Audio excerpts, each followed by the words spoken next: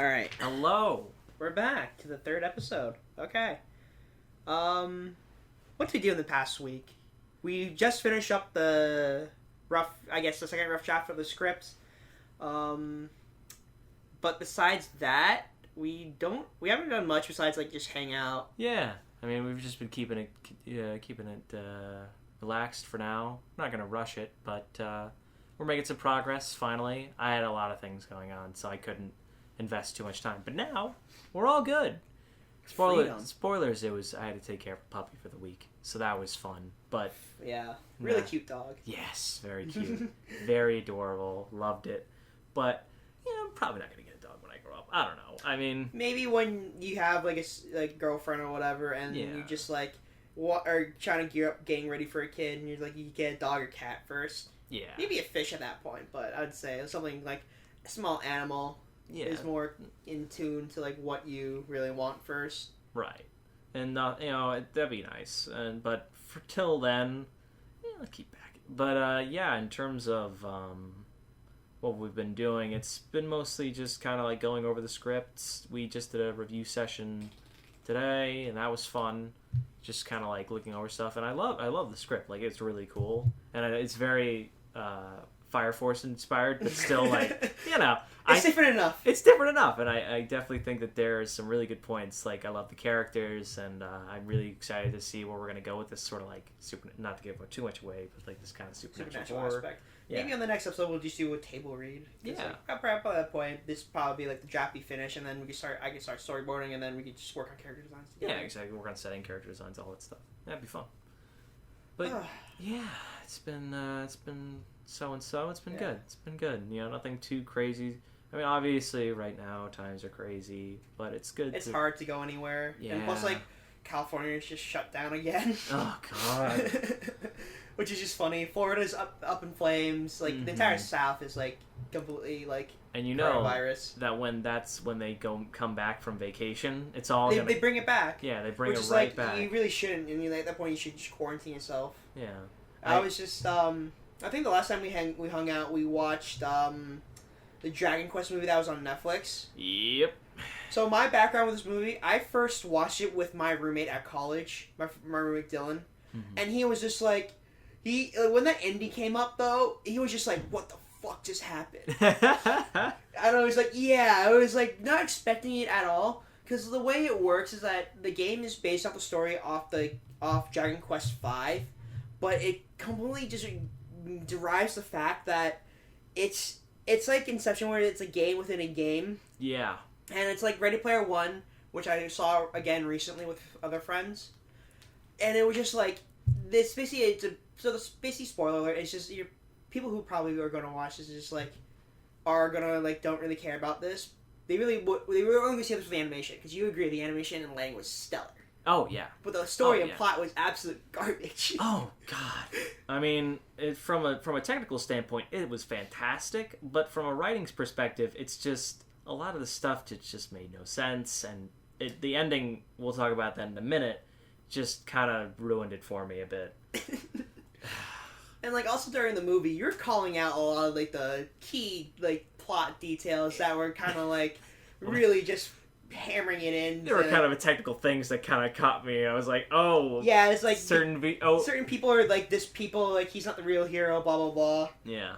It's like that's like you agree, it's a cool aspect. It's like, okay, yeah. the main character of the story isn't the hero, and like his job is to find the hero. Yeah, and I like that. I like that he's not the chosen one, but he just has to go along, and he has to do this for his family, and I love that. I like that thing. That's a really cool aspect, that despite the fact that you aren't the one, you're still willing to fight the monsters and save the world.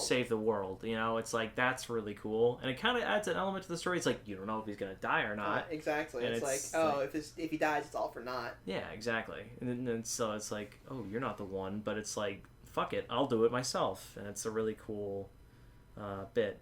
However, the ending though. The ending, it's such a fucking kick to the nuts. It really is, because even as like a semi-fan, like it's like the series is very noticeable. It's got the Akira Toriyama, the Dragon Ball sort of art style to it, but this movie doesn't have any of that. So And this movie was done by Marza Animation Planet or Animation Studio, and they did the Sonic movie, the newest one with whatchamacallit. Oh yeah, I know what you're talking The one about. that looks like Looks like every single buddy cop movie. Well, it looks like it's every single buddy cop movie with James Marsden and Ben Schwartz. That's what his Yeah. name is Schwartz. yeah, and what's his face? Jim Carrey. Jim Carrey. Jim Carrey was a wonderful person. He was a great. He's a wonderful actor in Eggman. Yeah. But back to the Dragon Quest movie. So Marsden Animation Planet did a wonderful job with the production and lighting and all the animation of it, and it was really cool. Especially, but I'll say this: the ending bit, the story wise, was kind of trash. But the way they went about it though was pretty cool. Yeah. The whole because like at the end of the movie, spoilers, if you really care. At the end of the movie, it's realized that the entire thing's been a simulation. It's been a VR game, and they hint at it at plenty of times where it's like this time around, yeah, or this time, yeah. Characters will just spout stuff like characters who are like kind of important to the story will be like, this time around it's kind of different. I don't know. Don't ask me, And they're like, what? And but yeah, then it kind of becomes weird, and you kind of think about it. You're like, oh, okay. Yeah. But, like, the way they go about it, though, is like, okay, some programmer wrote in the code at the end, it's like, okay, since you beat the game, you basically spent your entire time. It's only been, like, 2 hours in real life, even though it felt like you've been here your entire life. Mm-hmm. And then it's just like, okay, let's turn off all the textures. And everything, the world turns white. And I really like that, because, like, it really shows, like, they immediately just, like, you literally just turn off textures. Yeah. And it's like, okay, now you just don't have to do the certain proper aspects in doing 3D, which is like because a lot of times it is simulation, so you don't have to do hair simulation. You don't have to do like gravity, or you don't have to do like your necessary like lighting or what's the word for it? It's not lighting. It's the touching part. It's to make things solid. Oh, so it's like not texturing. It's like the way things work is like you have to make sure it's a solid object. Volume. Is it volume? No, volume is describing the light. It's like a physical object because when the world starts to collision. Collision. That's what it's called. Collision. Sorry. Yeah. Took a little while. We're 2D animators. We don't have to deal with that. We figured it out. Yeah. So they turn off collision, which is really cool because he starts trying to grab all his party members, right? Yeah. And it just slips through his fingers. It's really cool in the way you do that. But at the end, when fucking Steve Bloom, as the blue little Akira Toriyama slime, just comes like, I've been the antivirus the entire time. I've been trying to solve like a way to defeat this guy, and you're the hero to stop it. I was like, it kind of undermines the point that in the main story that he wasn't the hero to begin with, and now you're shoving us down our throat specifically that this person is the actual hero of the story. Right. Which is okay, but he gives the whole entire speech. I think it's Yuri Lowenthal who does the voice of Luca inside this, which is like the virus is like, oh, this is it's an illusion. You're just blinded by rose tinted nostalgia. Right. It's a pain. I mean, yeah. I would also actually debate that the beginning also kind of, to a degree, like the opening sequence is a little misguided. Kind of. I mean, I get it's like a throwback to the games where it's all pixelated and it's like the actual game, but there's a lot of stuff that gets introduced in that segment that if you don't read the subtitles properly, you're screwed. Yeah, because it literally introduces the mother, the father, the two love interests, your own character, your saber cub, and then it just immediately drops you back into the 3D world inside the little wooden cottage. Yeah. And like that's where like you really need to start paying attention to like the sort of overall structure of the story, because once you get to that point, you kind of realize like, oh, this is one of those stories where it's like very meta, and that's what it ended up being, which is like, okay, you're really making this for like hardcore fans, but even the hardcore fans didn't like it, because they thought it was going to be a 1-for-1 remake of like the 5th game or whatever. Right. But instead, it's just like a more symbolic. I can tell you what's a great adaptation, and like to go off of like video game adaptation wise, like what's a perfect like example for what a good adaptation is. Castlevania, the TV show on Netflix. That's a great sort of adaptation to do, because what they do, instead of like having it be weird meta commentary on the fan base, it takes the lore. Yeah, it takes the lore and it takes some sort of side story. Yeah. Because like at this point, the Belmonts are like a washed-up family. Yeah. And this is kind of like the restarting point of it, which is kind of weird because you would really think they'd start off with Trevor Belmont with the first one, or Simon. Simon. You think they start with Simon's Simon. not the first. He's actually Simon is the first. You mean the first to be the first to come out? Like he's the first. Like he's in the first game. Yeah, the first Belmont. Yeah. But he's not the actual first Belmont. Like the actual, in the story wise and like the lore, he's not the first one. Well, in the game, he was. He was. He was inside the game. Like Dracula and him were best buddies, and then Dracula's like, "Come be a vampire with me, bro. It's super cool." And oh, like, Simon? No. Simon, yeah, because Simon's in Smash. He's the first one. No, you're thinking of you're not. That's not Simon. That's God, who was it? It's Leon. It's not Simon. It's Simon Belmont. Simon. That's not Simon. It's not Simon. Or is it, no?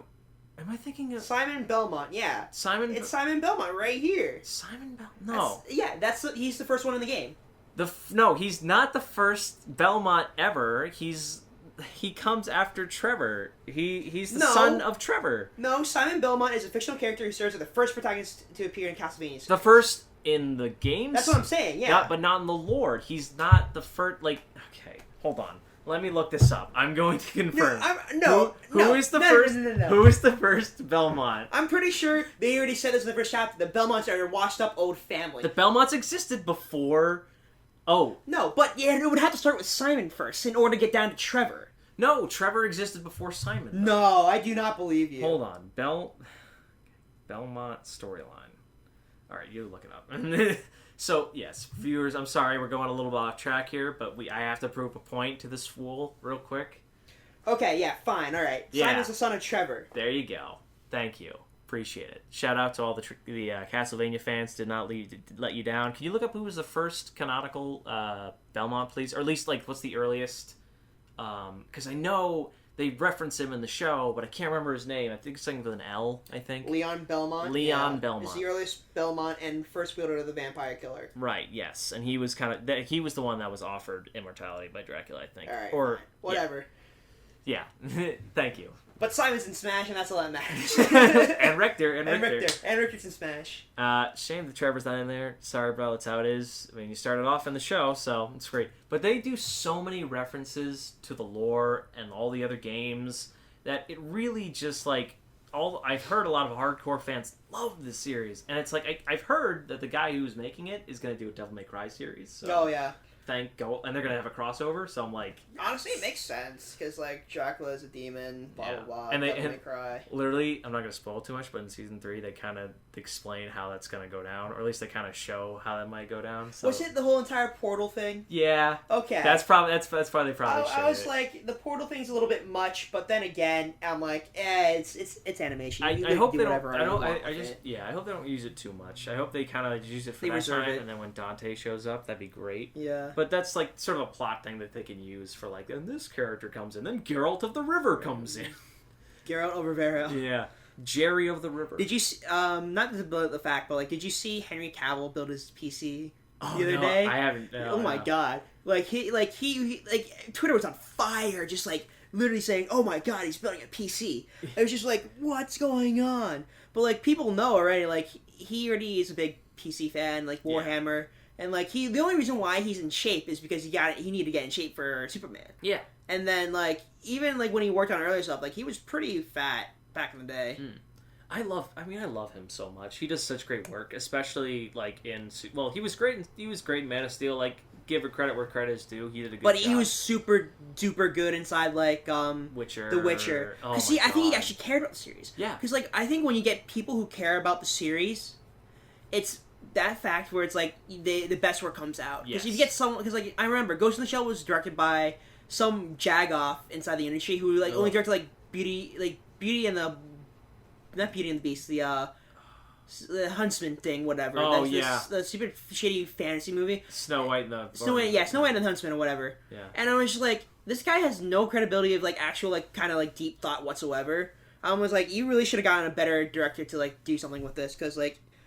Felt really shallow. in a way, and I was just like, it's a bad adaptation of Ghost in the Shell, but it's a good like sort of technology sort of like setting to use because it basically is Blade Runner. Yeah, and I love that stuff, but yeah, to do the correct adaptation, you need people who know what that is, and you need people to understand like how it works. Yeah, because a good adaptation doesn't necessarily mean be a one shot remake, and that's what the Ghost in the Shell try to do, be one for one like remake, Right. but it just doesn't carry over Like. because exactly it doesn't carry over because it's not the right feeling. Right, and it's a different style. It Exactly. doesn't work as well, and well, live action works in subtle Because expression. with animals, it's very hard to like see actual expressions, like if they're sad. Yeah. Like they're not like these things we can just like characterize and yeah. like morph. And here's the crazy thing: is that as a human, I can see sadness in a person's face because I have of the same species, so I can tell what that person is feeling. But if I see a lion and it looks sad, It might just be lying down on the ground. yeah, if it's a real life lion. But if it's a cartoon lion. Yeah, you can use the eyes, they're everything moves, exaggerated. Yeah, but back to Dragon Quest. Okay, yeah. In terms of adaptation, it's not the worst, but I'd it's give it a certainly- solid 6 out Yeah. of 10. It certainly has its good points, but it's just a lot of stuff that a lot of bad decisions were made, and I just feel like if it stuck to just doing the story of the game, it would have been much better, and then maybe like change the intro, either stick. Honestly, I wouldn't mind it being a game at the end and being like, him being like, yeah, that experience was what I experienced as a kid. Yeah. And that's not a bad thing, because like nostalgia is like, okay, you might be blinded by it, but it does give you a good feeling once in a while when you're going to get it right. Yeah, and I think that's great, and I think that having just a reference to to the actual game itself and just like the people's feelings around it, because people love that game, and I understand it. It's a great game, I'm sure. It's just that you got to do it in a smart way, and having just this random character who's apparently a bad guy Just show up at the end, being like, "Oh, I'm the super virus that's infected your system. I'm going to destroy everything." have no understanding of what's going on. I do not care about this bad guy. I don't. You've had me invested. This the final fight is so cool. Yeah, because like you're invested inside like the fake bad guy, which is like the one that takes your mom and kills your dad. Basically, Yeah. you have more grudge against him than like this one at the end, where it's like kind of a cop out. Yeah, and it was like he was way more fun. The bad guy we had for a while, he was way more fun than the fucking this dude. He was just like a creepy hand He's like, man. "Ooh, I'm evil because I'm evil." Yeah, I'm just evil because of evil's sake. I'm like a Disney villain. I'm fucking evil because I want to be. And it's like, that's great. I like that. You don't get as many as those anymore. But that's fine. They both have their strengths. I'm not going to get into that just yet. But, it's just like, when we have a character like that, I'd much rather see the natural conclusion of that story and then maybe tie in a little bit of something like, wait, like you said, like, you can do something, but you have to do it differently than that. Exactly. Like, it's not like, it has to be like a scalpel, like it has to be like done with a very fine-tuned. It's a fine quill pen. What they did, they took a fucking hammer to the script and they just pounded it in, and then they're like, "We're done," And this movie's ready to be produced. Yeah, and I'm just sitting there like, "Oh dear." Animation team, just do it. I'm really curious if the storyboards like where John is like the Toriyama art style. Oh, because like at that point, it's like you might as well sort of like. I really do think that a 2D Dragon Quest movie could do well. Yeah. If they do it right, because it's basically just anime at that point. Exactly. Because like if you watch the Dragon Quest, like Dragon Quest 11 on YouTube, it's just like a lot of stuff is just basically just movie cutscenes. Yeah. And then it's like scenario writers. So there's basically this big thing where it's like scenario writers will just basically translate the game to the movie, and like that's what I think that people should kind of focus on when trying to adapt like. Books to movies, like manga to anime. They have scenario writers. There's nothing like it's like sometimes some stuff in manga don't translate well into like because like I remember in Fire Force they can really omit like the first 3 pages of the book, and then they just have Shira at the train station, which is fine because like it's an adaptation. It's not the one for shot. And I like that. I actually really like that because I remember in the manga he just gets thrown in, and I'm like, okay, but it works either way, and it's nice too when. You have multiple people look at it, and it's like I also like it when they have other people from like Western kind of look over it too, because there's a lot of stuff times like in themes in anime, like in jokes and stuff that you could really are like more Eastern inspired. Yeah, because this is the thing about localization. Because back in the day when like 4Kids was a big thing, they just really clipped and censored everything. So it's like I guess Americans are sort of used to that, saying like, oh, localization is pretty much the biggest thing to like happen to it, because a lot of the jokes don't translate well, and plus like things like certain shows like apparently like I remember correctly Monogatari, which is like literally this word for like story, I guess, in Japanese. Yeah. That one doesn't translate because like every title is a pun on a Japanese word, and it doesn't make sense translated. Yeah. And that's one of the things where it's like things that you can and can't translate properly from like one language to another, which is fine.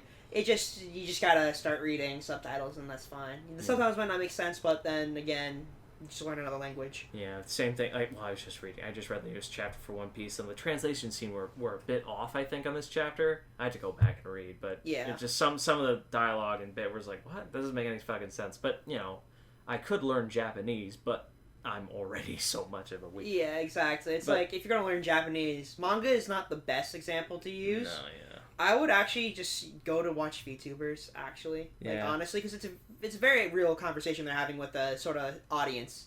They're putting on a character, but that character is just their voice and their conversation dialect to, like, really get through. Okay.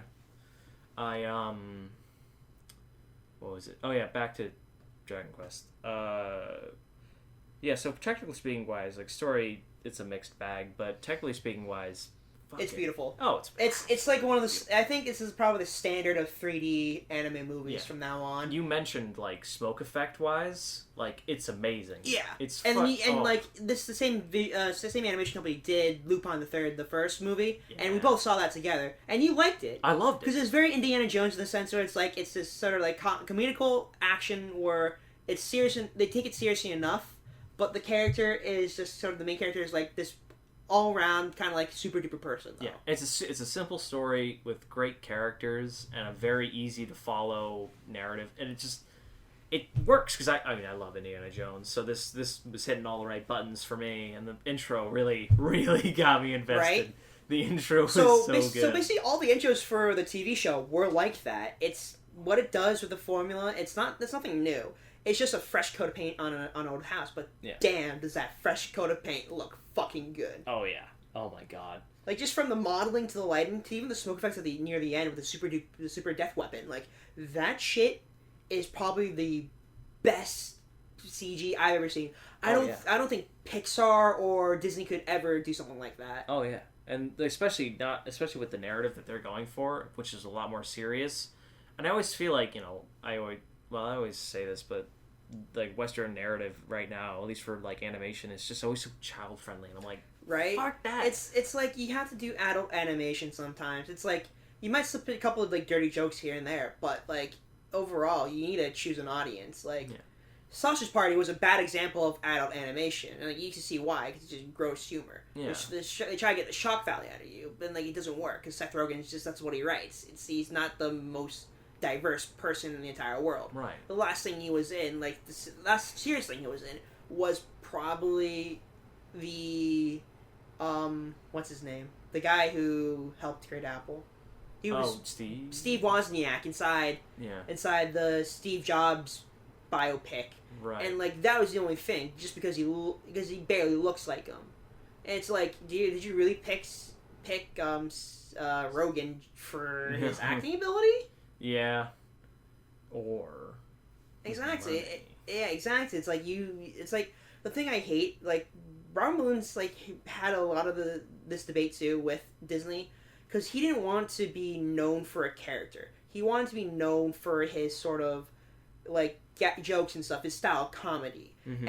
And like he didn't want to be known as a celebrity. He wants people to like appreciate his work as his work, not appreciate him as him. I like that. You know? Yeah. It's like separating the artist from the artwork, right? Because like Michael Jackson, he's an awful human being, but you can't deny that he did write good songs. I still think he's innocent. I'm just kidding. Oh my god. No. That's another conversation. That's a very different conversation. But you really need to like kind of pick and choose like what you really need to do. Right. And I can understand like an artist in his craft, like he wants to show like there's a difference, and I like that.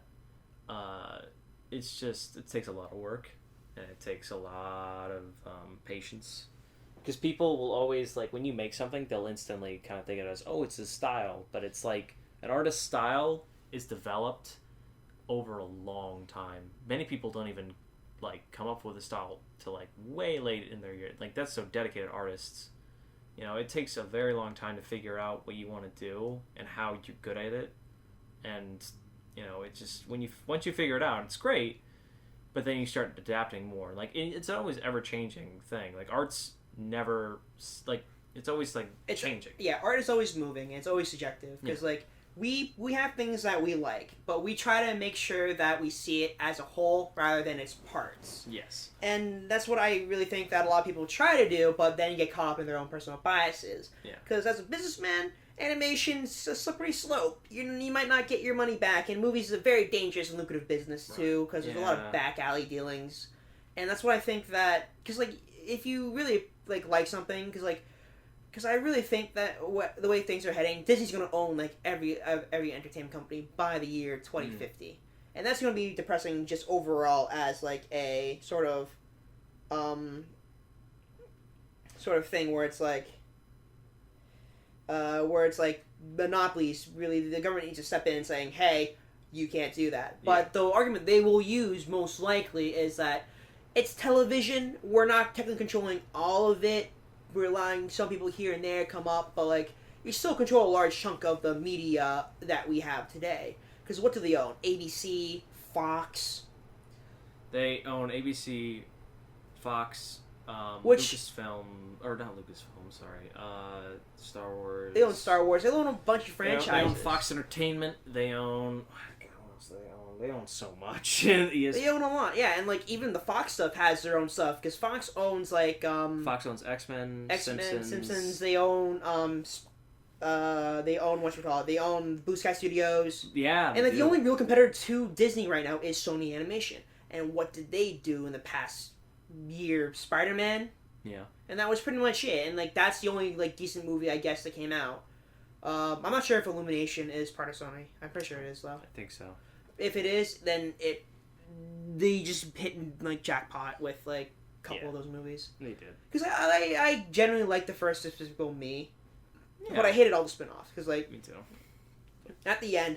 Because, like, it's a money thing, too. It's, like, at the end of the day, you want to always make more money.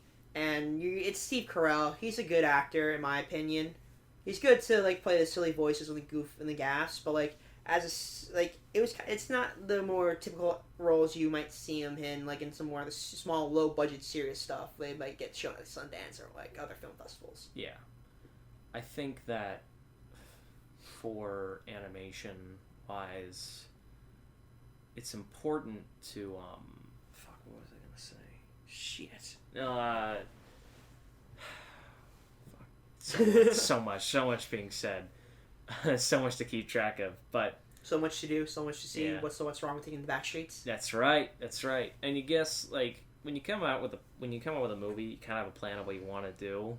And, like, it could be a fan-made film, or, like, you know... A movie for money. Is it a movie for money or a movie for a vision or a movie... is it a passion project? Like, who is this for realistically? But, like, I think what you're trying to say is that what it comes down to is that who's funding the project? Is it investors that have and how much say will they have? Yeah, how much say do they have in your project? Because, like, that's a lot of times, like, you need to set a contract with these people saying, hey, you may be investing money, but you will have a small part of, like, what happens. Yeah. And we will show you a small part of the film, like, as a test group, to see what you liked and what you didn't like. Yeah. And we may choose to accept some criticism and change some stuff later. Because that's what happens a lot of, like, reshoots, if, like, for, like, investing stuff. Because, like, I think the Justice League movie went through, like, 2 reshoots because they changed directors. That went well. Yeah. That went... I know the Snyder Cut's coming out. Release a Snyder Cut. I don't give a shit. You already fucked it up once. I'm not gonna go see it. I don't like. It's not that okay, here's the thing. It's not that I don't like DC. I like DC a lot. In fact, I like a lot of their properties. I like a lot of their heroes. Yeah. It's just that the movies... They don't get good people to do them. They're bad adaptations. I kind of like the Aquaman one, but that was just like... The Wonder Woman one is the best one. Yeah, it's like it goes Wonder Woman, then Aquaman, then the Dark Knight trilogy. Yeah. It completely skips over the Superman and the Batman vs Superman because those movies are just god awful. Oh, and Suicide Squad's like, I would say, well, I mean, there's plenty of videos of people talking about how the DC characters have been ruined because of all the recent stuff, and the adaptations from the movies have kind of like tarnished their reputation. And that's. I think they should just pull a new 52 thing where it's like, yeah, you may have seen this, but that's just an alternate reality. Yeah, I think that's because they do that inside the CW TV show with the Flash. That's what they did with what's his face, Elijah Wood. No, not Elijah Wood's the Hobbit. Yeah, why was I thinking of Elijah You just see Wood? whatever Grant Gusly, Barry Allen just like see Bilbo Frodo Baggins just walk into Star Labs like, what the fuck are you? Who the fuck are you? What the fuck is this? What was I gonna say? Yeah, but in terms of adaptation, they have it kind of rough compared to Marvel, whereas Marvel is just like, they know what they're fucking doing. Because what I think they did is that they roadmapped everything out with Kevin Feige. Yes. Kevin Feige.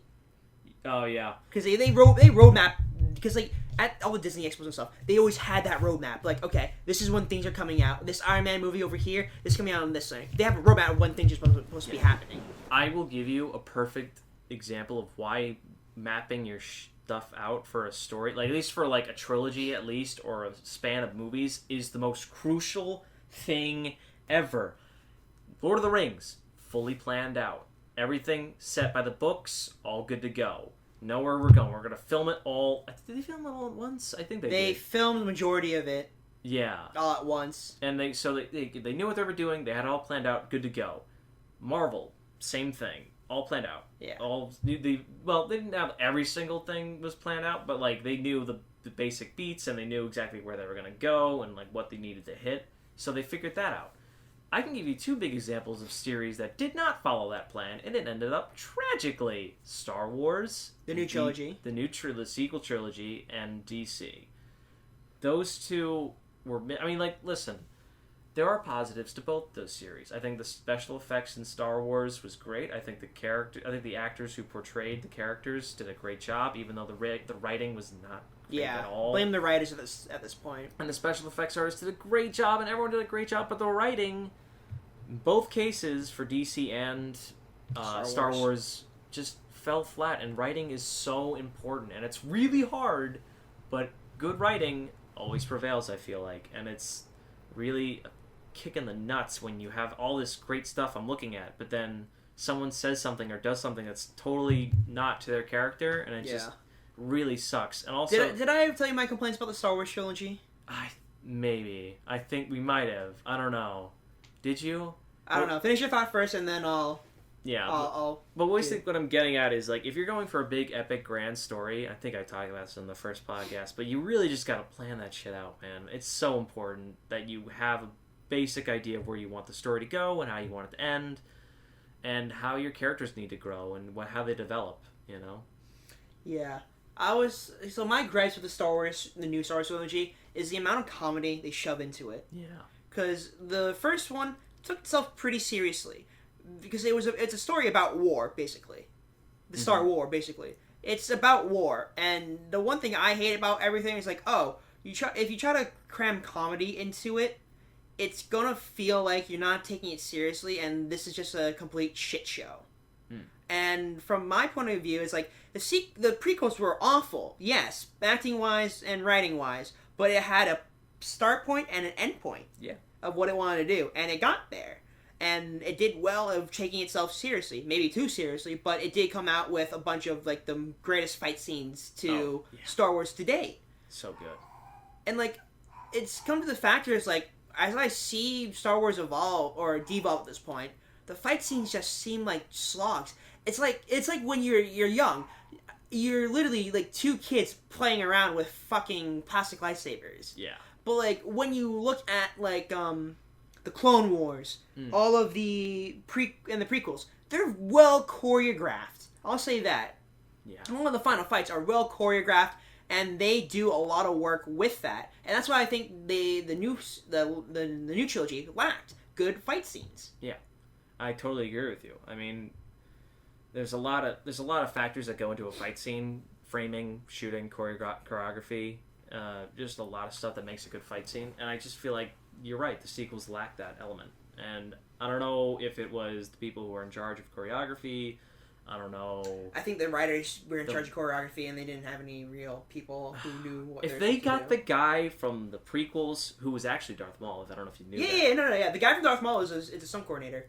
Yeah. He does all the stunts. He was inside the Clone Wars too at the final fight scene. Yeah. That was Darth Maul. Yeah. Real Darth Maul being Darth Maul. He planned the choreography. It was like, that's amazing, and I loved it. He actually helped do the motion capture. That's what I'm talking about. He did the motion capture for a bunch of them. And like when you see that series evolve, you see that these actors are trained in stunts and like in martial arts. Oh yeah. While if you have that done for like untrained professionals, like what's her face? Ray and Adam Driver's character. Yeah. I don't know really. Like, Kylo Ren. Like Adam Driver probably has some combat experience from this. Like he's a Navy SEAL though. He was a Navy SEAL. Yeah, he was a Navy SEAL. Yeah. I guarantee he has a bunch of combat experience. It's hand to hand, but with swords, I don't think he does a great job. Have at the terrorist. Yeah, it's like here I have fencing. Well, I did fencing in high school, and like it's like there's some sort of like play to it. There is like a back and forth kind of like give and tug, where it's like you can't like even though you want to be on the offensive constantly, you have to be careful about it. Yeah. And that's what a lot of the prequel stuff do. They're careful and calculated about every single action, and they carry out that action very well. Yeah, I totally agree. But I feel like the problem now, your problem with the it being quippy, or at least like being the comedic standpoints. I think I know why. Probably because of Marvel. Because a lot of times, because it set the trend, and it was just like everything had to be quippy and funny. And the three things I hate about the current industry: one, Netflix uses of the word original. Call it a fucking exclusive. Just call it exclusive. It's way better and it gives a sort of prestige to it. Yes. Second one, not everything needs to be funny. Okay. No My best friend got stabbed. That's a funny one. And he's like, yeah, it's like, no, that's a serious injury. You should go get help. Yeah. Like, there might be a comedy where it's like you have some idiot inside the group who's like, I cut my thumb, and that's what Brooklyn Nine-Nine does with the dad who's the airline pilot. Yeah. Anytime like at Celebration, he always cuts his thumb because that's the joke. That's how they set it up. It's like a sort of semi-recurring gag, but you didn't really expect it in the first place, you know? Right. Yeah. Yeah. So that's my two grievances right there. The third one would probably be just the overall. I don't think art can thrive inside Hollywood now. No. It's just nothing's original anymore. And if anything is original, it will be stripped down for parts and sold shipped off for the technology aspect. Yeah, yeah. Because like Klaus was really good because it was like what it was it was 2D animation. It's 2D animation, but with the way they did it was they had a bunch of technology computers to like shift all the lights and stuff. Though. Yeah, it was amazing new technology and amazing new techniques that were developed, and it's just solid. It was a solid movie, but the problem was, well, I have a few problems with the writing on that too, but it's just once again, it's like you've seen it obviously, but like I didn't like the part where it's just like, oh, there's a bit of a misconception or a misunderstanding that he could have just talked to them for like 5 minutes and let him explain. But no, we have to do this whole chase. Oh, it's fun. This whole the goose chase, basically. Yeah, and it's like, God. I mean, at least it kind of saved itself, and the music was kind of off a bit, but everything else was fine. I enjoyed the ending, even though it's like the classic Hollywood ending, where it's like every single year, this one time of year, I get to see my best friend. I'm like, because like I understand that though, because like you get to see your best friend that you don't ever see. That fucking disappeared into thin air when you're doing your job. But, yeah. So Dragon Quest is good. You know, it's not amazing. When Lupin comes out inside the West, watch it. It's fun. Yeah. Definitely highly recommend that one. Weird plot twists, but like it's very Lupin in my opinion. It's a lot more straightforward than Dragon Quest, and not to say that Dragon Quest is bad. It's great from a technical standpoint. It's fantastic, but from a writing standpoint, it's hot garbage. Just let your mind drift. It's fine. If you have questions, save it to the end. You know. But yeah, it's a good time. Also watch Castlevania on Netflix. shout out.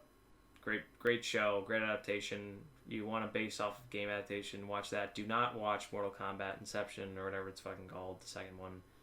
Watch the first one, actually. That's actually a really good one, too. Yeah. But, that one's just fun. That one bases nothing. Kind of does, but... I don't know if you ever heard, but like UFC was doing this idea called Fight. Oh, Fight Island. Fight Island, dude. That's the basic premise of Mortal Kombat, dude. Just like get all the fighters to one place, and it's a life or death tournament. I want it so bad. I want there to be an intro where all the fighters on this like sailing boat or sailing ship, which is basically God of High School, but for like actual. Yeah, and they're just chilling on the boat, and then some like old man in a robe comes out or something, and he's just like. Welcome to Fight Island. It's just Joe Rogan on the throne, and he's just like, begin. Dude, Joe Rogan's pretty funny. Like I watched a couple of his stand-up stuff. Like, it's pretty funny. Yeah, he's up there. He's a funny guy. He's a very well-rounded person overall, from like podcasts to like just having a stable job in UFC. Yeah, I'm just like, really, this man, this like 5'9" behemoth of a man, just does stand-up comedy sometimes. Dude. He knows how. Well, the good thing is like he knows how to talk and he knows how to like socialize with people. So, oh like, yeah. So that definitely helps. I feel like in comedy, it's just, you know how to talk. It's great, and he has a great way of like. He knows a lot for one thing. He's very smart. I always continue to listen to his podcasts, and I'm like, the Joe Rogan Experience. Yeah, the Joe Rogan Experience. But yeah, man, it's such interesting stories that he talks about on that with his guests. It's like, fuck. I remember he retweeted the Flash Kids cartoon where it's like, he puts the chimp inside a chokehold and feeds it like some pot brownie, and he's like, no, it's not the regular TLC. It's it's another type of drug. It's not the type you would normally take, you know? Yeah. Check out my anti-chamber or whatever it's fucking called. the thinking chamber? Yeah, the thinking chamber. The thinking chamber. He throws him in there. And the manager, I guess, goes in and like tries to. Jimmy goes in to get the chimp. Oh God, I don't know. I forget his name. Sorry, brother. But I think it's Jimmy. I don't remember, but. Whatever, they're really great guys, I'm sure. They're funny, I agree. I like their podcast. But yeah, I mean, you know, adaptations, they could be great, they could be very bad, but I think in terms of video game adaptations looking forward, it really depends on what you choose. Because if you do something like Sonic, where it doesn't really have that as created big as or as there's not much of a lore besides the comics. Yeah. And so I would say like what you need to do for series like that, which I honestly give credit to Sonic team or the people behind the Sonic the movie, which is also another Marza Animations. Yeah. Which is like they work on part of it. I'm like, oh, that's cool. Yeah. Because apparently they did all like the cutscene for the games too. I'm like, oh, really? They're these people? I was like, oh, damn. All right, I see you. But yeah, I mean, I would say like. Yeah, they did a great job with that, to a degree. I mean, you're gonna need like characters that have less crazy lore stuff, like maybe like Mario or something like that. You're gonna have to come up with a more of original plot, which is kind of harder. I always think the Silent Hill movies are pretty damn good. Yeah, because those always get the right aspect of like it's a horror movie. It just has a Silent Hill skin plastered over it. It's like the Lupin movie, where it's like basically Lupin just with a fresh painted coat. It's not that hard to understand. Oh wait, yeah. I was just about to ask if there were any Resident Evil movies, but then I'm like, oh wait, there totally are. And you know what? The same guy is directing the Monster Hunter movie. No, that one's gonna fail. I guarantee it. It's gonna flop. Fail. It's gonna be. I never was expecting it to do good in the first place. Because Monster Hunter. Monster Hunter is one of those things where it's like you don't play it for. The story. You play it to beat the shit out of and grind for monster parts. It's a very specific cathartic feeling that you get from playing that game, and because it's a sense of overcoming these hurdles. Yes. That's the point of the game. It's essentially just like, how many ways can I beat the shit out of this one type of monster In the quickest way possible. before I move on to the next one, and then I figure out how to... The funny part about that is that there are the community, tournaments and stuff. It's literally, okay, you have this loadout, go kill this monster as fast as you can, and your time is how much is your score, you know? Yeah. And it's such a satisfying feeling. I've recently been playing it again on PC with the hammer. God. God. I should really pick it up on PC because my computer can handle it, but I don't want to... I really wish they had the whole entire crossover between, like, okay, you can play on PC, and then you can transfer your save file over to PS4. Yeah, but the problem is they haven't updated PC enough to be to the extent of like Yeah.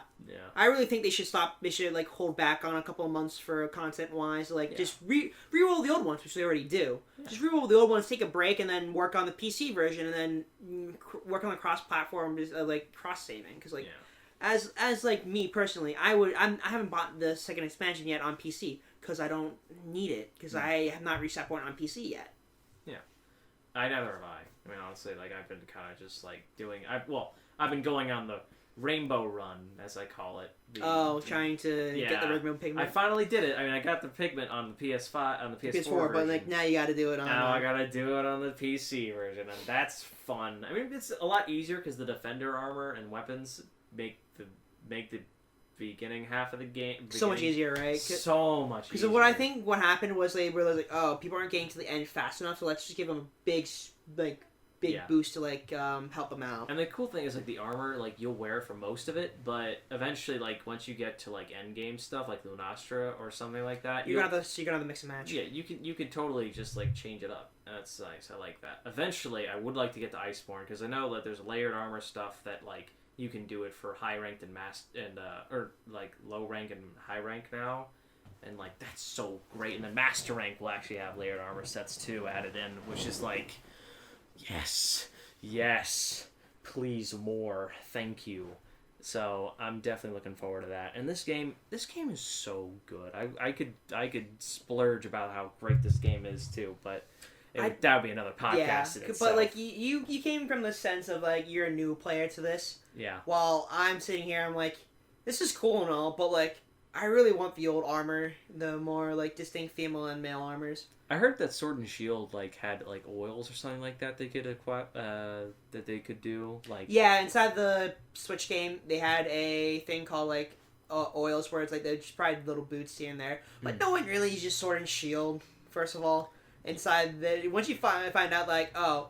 Like, Insect Glaive, Great Sword, and Hammers are, like, pretty good. Then Dual Blades, especially. Yeah. Because it is a sort of, like, party game in the end, where it's, like, if you have a party of 4, everyone should take a different weapon with them to, like, get the maximum amount of stuff. And it's a shame, because I actually like Sword and Shield a little bit. I played with it a bit, and it's actually kind of fun. The combo strings are really fun, especially the jump back into the shield. Yeah, the large shield bash, and then... Boom! Yeah, you jump up and hit him in the face. It's fun, but...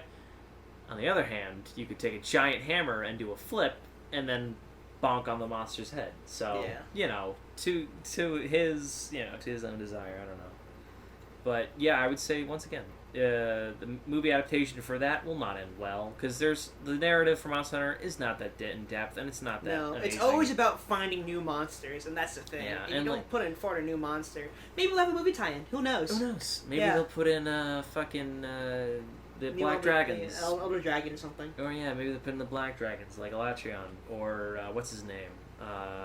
Not Dire Morales. The chameleon one? No. Oh, the Dalmorder, the large one. The giant snake one. The OG one, the OG dragon. The OG Black Dragon. Fuck, what was his name? Forget. I forget, because I know there was like a lot of discussion about if he was going to be in the game or not, because they like released a higher definition version of him. I forgot his name. So frustrating. Fatalis, is it? Fatalis, yeah. Is it Fatalis? It is Fatalis, yeah. Fatalis, I think. Yeah, it's Fatalis. Sorry, I'm just like, It does sound on the nose. I Yeah, think. because I was like, yeah, Fatalis is pretty cool, but like I kind of want to see what they come up with. Yeah, cause his moveset was really bad in the old games, or at least it Yeah. wasn't. It wasn't. They that might great. update them, do like sort of like retcon kind of thing. Yeah, or they did Rata. that. They did that for Elatrion, so Yeah, so I feel it's like like they you should might as do well. that. Yeah, and he better be harder than Elatrion. Yeah. That's what I want. Because in lore speaking wise, he's fucking nuts. I really do miss the large monster fights inside. Yeah. Because he had this like very. I really wish there were like another desert continent. That's what I think they should do, and bring back the one from 4 Ultimate where it's like the large sand dragon. Oh. Because there's one there, it's like a large sand dragon where like you go on, you could mine materials on its back. Oh, is it the ant one, or or am I thinking of I'm thinking of the. It's like a large dragon, it's like a large whale dragon. Oh right, I know what you're talking about. Yeah, Darren Moran, I think. Duran Moran. Darren Moran. Yeah, that was a fun one. I enjoyed that. And at the end, you would just fight it inside this like large sand arena. Yeah. You had like your on the sand barge. You had like your pistol, your little arrow But thing. Davis, Zora Magdaros, Davis. Zoro Magdaros. I think it's a cop out. Zora Magdaros. No, yeah, you're right. It wasn't that great. I mean, well, there was also Kul Taroth, which is fun, but that was like, Yeah. it was all right. But Xeno'jiiva was pretty cool. Behemoth was fun, but pain in the ass to be honest. Yeah, 'cause but it that's a really- crossover though. Yeah. What else? Oh, there was the Witcher one, but that wasn't really. That was a crossover. I'm gonna say this: crossovers don't count towards monsters. Fair enough. Well, they don't count for the Rainbow Run, so I don't care. Yeah, exactly. I don't Um, think any Elder Dragon does. No, they do. You They have to, yeah, at least for, you have to include, well, I forget the exact, but you have to have at least 15, monsters that need to be up to the full, Max value. level to level 6. Yeah, you have to, oh yeah, you know what, you're right, you have to capture at least, you have to capture everyone that can be captured. I think Devil Joe counts as well, which is, unfortunate. Surprisingly, Devil Joe's not a Elder Dragon, but that's fine. Well, yeah, I mean, but the thing is, like, he's DLC, which is interesting. It's just like, but he still counts. But yeah, so in terms of adaptation, I'm not looking forward to that one, but we'll see how it goes. What video game adaptation would you like to see? Assassin's Creed. Pokemon already happened, technically. Yeah. Detective Pikachu. Yeah. I was gonna say that one, but I would say a sort of, I wouldn't say mainline Pokemon game. I would probably. Luigi's Mansion. No. Yes. Come on. Yeah, Luigi CGI. Listen. It would be more interesting and be actually more. But it would have to be live action though. That's the thing. You need to include real God, actors. No, not live action. Yeah, because at that point it's just a CG movie. Yeah. So if you had to choose like a live action, because like Pokemon did it really well. Okay. Live action Luigi. Who would best play Luigi? Let's see. It's just Henry Cavill. Yeah. Oh no, I'm afraid of these ghosts. Henry Cavill as Luigi in Luigi's Mansion, the movie. I guess a good character to play, a person to play Luigi would be like. Because you really couldn't replace Charles Martinet as like the voice, because like it's very distinct of like how he's supposed to act. Yeah, so I guess like in actual like honest terms, like what I think would be a good adaptation for a video game movie. I don't know, maybe a Far Cry. Far Cry would definitely work out well. Some kind of Ubisoft title. That's... Uncharted got canceled plenty of times. Yeah. That's not gonna get made because like they don't want to make it. Tomb Raider already is a series. Tomb Raider already got like a decent remake. Yeah, that wasn't bad actually. I think if you don't see it as a Tomb Raider thing, it's a fine movie. Yeah. It just seems like it's just low key. Yeah. You know, because it's like these live action movies don't do anything peculiar well. They're just like average or meh. Yeah. But like I really think Detective Pikachu and Sonic were like above the bar. Yeah. But I really think that if you're going to choose a live action, Beautiful Joe. Whatever the 101 Heroes thing from Bayonetta maybe. But that's realistic enough where I could see it happening. Yeah, or Devil May Cry maybe. Devil May Cry, yeah, I'd say that probably be one of the biggest ones on the list. Because, like, it's not that hard to find your Dante, because there's plenty of actors out there that kind of that could act that dude, that attitude, the moxie, it's like the cockiness. But the hard part is going to find, like, the actual females who want to be inside those roles. You gotta find a cool Virgil, you gotta find a cool lady, you gotta find a cool Trish, you gotta find... It's hard, because the name of the game is cool in that series, and you really gotta emphasize... You gotta sell that coolness. It's like, this is a badass motherfucker with two pistols. And you also have to understand... Rolling down demons. That series is unbelievably cheesy, but also really badass, so it's really hard to find, like... I really think that it's the factor of it's so cheesy that makes it, like, those things stick out to you, though. Yeah. But back to live action, though.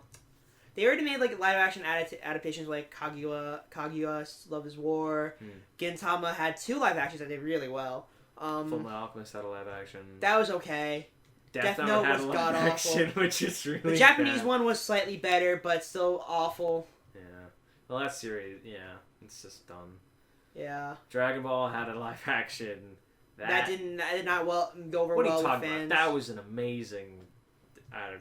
I'm sorry. No, if it was just a kung fu movie like that, I'd be fine with it. I think they took the Dragon Ball name and they just ran it through the mud. Listen, I don't know what you're talking about. If you don't like seeing a guy slide his head on top of a car to dodge a punch, what's wrong with you? Justin Chadwick's forehead. That is a strong ass forehead. Well, that's a hard question though. What would you want to see live action from a game? I would love to see a 30-minute animated. Now that I think about it, I would love to see a 30-minute animated special about Castle Crashers. That's what I would love to see. Yeah, because it basically is just Newgrounds. Yeah. And I could totally do it. Yeah, a bunch of the original artists on Newgrounds could probably do it. I would love to see, another game. That'd be great. Longer game. They came out with one that's like some strategy one. It was like it's like a mix between like Civ and what's the word? It's like one of those like place movies, like strategy games. So it's like Warhammer, that kind of stuff. Right, I know what you're talking about. But I would say honestly, live action movies aren't bad. They're just very hard to find. Yeah, because I watched the Phoenix Wright live action movie. They really went for the dirty gritty reboot of like how the world's supposed to look. Oh boy. Because the courthouse is like it's got all these like small machinations here and there, holograms aren't in the original. But like I'm like okay, it does whatever pretty well, like making this like futuristic aspect, making it like okay, it's like it is Japan, but it's not quite Japan. Yo, give me a Hunter x Hunter live action. No. No.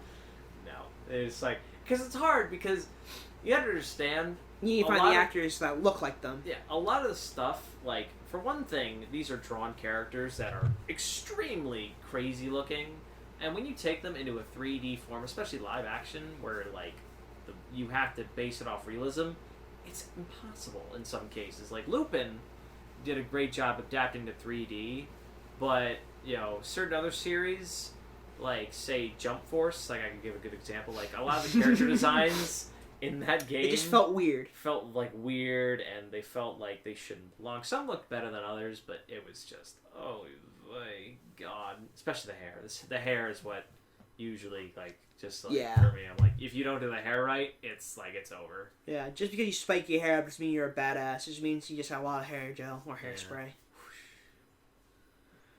Shout out to my boy Saitama. That would be a funny live action. They said they're going to do it. I'm like, okay, cool, but if they don't get if they don't make it like for an Asian audience, then it's like kind of moot. Yeah. And you don't want to be moot. Was there an Assassination Classroom? Yes, there was. I thought so. We should watch that together. It's not that bad, but then again, the CG is what probably sells it. I could also see a live action Naruto movie. No, I can't. I mean, it would have to be... Any big three, I really can't see it being done without a Hollywood style budget. Yeah, no, same. I mean, I guess, yeah. Did Bleach get a live action? Bleach got a live action for the Japanese version. Right. Because like it's supposed to be like that because it is dealing with like. It's one of those things where it's like you probably don't want to watch it, but. I would say curious. Not a bad start to a live action. I would say it's like mid tier at best, but not the greatest. Right. I think the ones that do the greatest are the ones that are pretty simple when what they try to do. Because the one with After the Rain, that was a great movie. One of the best simple intro credit ever because it's really simple. I'll show it to you after this one, after the podcast. But yeah, maybe we should do that today. We just binge watch live action movies. Yeah, let's do that. That'd be fun. Yeah, but that one had a really good like soft story to it and made sense for what it's worth. Assassination Classroom was pretty funny. It got the points across, but it kind of failed in the fact that there weren't too many scene locations overall. It really focused on the main sort of 3 people in the cast as well as Karo Sensei. Yeah. And then I haven't seen live action Lupin because I can't find it anywhere. Lupin. Okay. Lupin the Third. Lupin the Yeah, and cue jazz music. But other than that, it's just kind of like I'd love to see how they do a live action Black Clover. it's just screaming. It's just the kids screaming. Just 2 kids screaming at each other. Wizard King.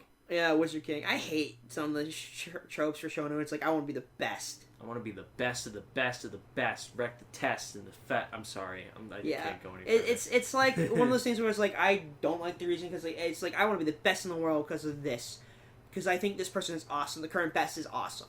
Yeah. And like I like my hero's way of going about it. It's like I have to become the best because they need the best out there. Right, because the last guy who was before me was the best, and I need to keep that legacy. Yeah, you need to step up to the plate. Yeah. But with like Naruto, it's more of like I want to become a Hokage. Because I get accepted by people. Yeah.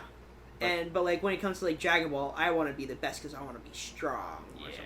It's just not that. Originally, it was because your friends were in danger, but now it's just because I want to endanger the universe. I want to endanger the universe to become stronger. Yeah, and that's Goku did get hit on the head pretty hard just to have that fact of like I'm going to endanger the entire universe just by holding this grand tournament. God, I can go into hours about how dumb Dragon Ball Super's writing is, but that's fine. That's another podcast episode, though. That's another podcast.